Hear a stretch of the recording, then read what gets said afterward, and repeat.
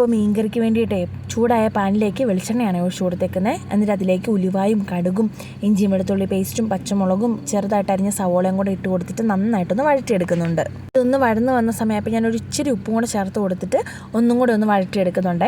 ഒരുപാട് മൂത്ത് പോകണ്ട, ഇതിൻ്റെ പച്ചമണമൊക്കെ ഒന്ന് മാറി ജസ്റ്റ് ഒന്ന് വഴന്ന് കിട്ടിയാൽ മതിയാവും കേട്ടോ. അപ്പോൾ അതേ നമ്മുടെ സവോളയൊക്കെ നല്ലപോലെ വഴന്ന് വന്നിട്ടുണ്ട്.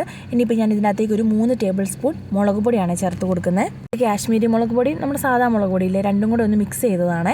എന്നിട്ട് അതിലേക്ക് 1 ടീസ്പൂൺ മഞ്ഞൾപ്പൊടിയും 1 ടീസ്പൂൺ കുരുമുളക് പൊടിയും 2 ടീസ്പൂൺ മല്ലിപ്പൊടിയും കൂടെ ചേർത്ത് കൊടുത്തിട്ട് നന്നായിട്ടൊന്നുകൂടെ വഴറ്റെടുക്കുന്നുണ്ട്.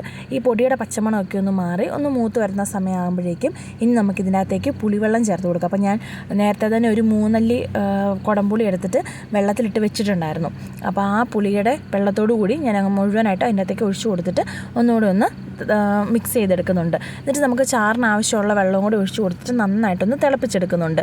ഇതെല്ലാം ഒന്ന് തിളച്ച് വന്നപ്പോഴേക്കും ഞാൻ അതിനകത്തേക്ക് മീൻ നേരത്തെ ഉപ്പും മഞ്ഞൾപ്പൊടിയും മുളക് പൊടിയും കുരുമുളക് പൊടിയും വെച്ച് തിരുമ്മി വെച്ചിട്ടുണ്ടായിരുന്നു.